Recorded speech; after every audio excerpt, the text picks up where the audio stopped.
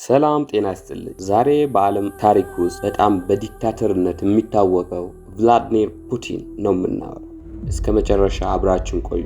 ይህ ሰው ዓለምን በስውር ክር የሚያውጠነጥን ይመስላል። ቭላድሚር ፑቲን ለብዙዎች የሩሲያ ጠንካራ መሪ፣ ለሌሎች ደግሞ የዘመናችን አስፈሪው የስለላ መረብ መሐንዲስ ነው። ነገር ግን ዛሬ የምንነግራችሁ ስለ ፕሬዝዳንቱ አይደለም፣ ወደ ስልጣን ማማው ለመውጣት ከጀርባው ስለተጓዘው የጨለማ ጎን ታሪክ እንጂ። ለመሆኑ ፑቲን እውነተኛ ማንነቱ ምንድነው? ታሪኩ የሚጀምረው ከቀዝቃዛ ጦርነት ዘመን ነው። ፑቲን ተራ መሪ አልነበረም። የሶቪየት ህብረት ታዋቂው የስለላ ተቋም የኬጂቢ ከፍተኛ ሰላይ እንጂ። በምስራቅ ጀርመን ተደብቆ ሰነዶችን እያጠፋ እና ሚስጥራትን ሲያደራጅ የኖረው ፑቲን የሶቪየት ህብረት ስትፈራረስ አንድ ነገር ተማረ። ስልጣን ከሌለህ ትጠፋለህ። ይህ ህግ ለዘላለም ህይወቱን ቀየረው።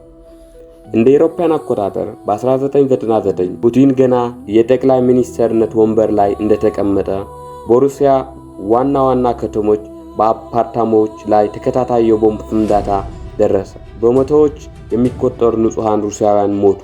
መንግስት ጥቃቱን የቼቼንያ አማጽያን አደረጉት አለ። ፑቲንም ጠንካራ እርምጃ በመውሰድ በህዝቡ ዘንድ ብሔራዊ ጀግና ሆነ። ነገር ግን የጨለማው ምስጢር እዚህ ላይ ፍንዳታው ያደራጀው ፑቲን ራሱ ህዝቡን አስፈርቶ ስልጣን ለመያዝ የተጠቀመበት የራሱ የስለላ ድርጅት ነው የሚሉ አስገራሚ አስፈሪ መረጃዎች ዛሬም ድረስ ዓለምን ያነጋግራሉ።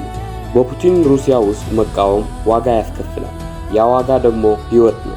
ታዋቂው ጋዜጠኛና ፖለቲሻን ፖለቲኮ ስካቪያ የቀደመው ሰላይ አሌክሳንድሪያ ሊትቬኒኮ በሬዲዮ አክቲቭ መርዝ ተመርዞ መሞትና በቅርቡ በእስር ቤት የሞተው አሌክስ ናቫሊ እንደ ምሳሌ ማንሳት ይቻላል። ይህ የአጋጣሚ ነገር ይመስላችኋል? የፑቲን የፖለቲካ ተቀናቃኒዎች ወይም በመርዝ ይቃጠላሉ ወይ በድንገት ከፎቅ ላይ ይወድቃሉ፣ ካልሆነም እስር ቤት ይበሰብሳሉ። ፑቲን ተቃዋሚን በፍጹም አይታገስም። እንግዲህ ይህ ነው ቭላድሚር ፑቲን። ለአንዳንዶቹ አገሩን ያስከበረ መሪ፣ ለሌሎች ደግሞ በደም የተጻፈ ታሪክ ያለው ጨካኝ አምባገነን። እናንተ ስለ ፑቲን ምን ታስባላችሁ? ሐሳባችሁ በኮሜንት ላይ አጋሩ።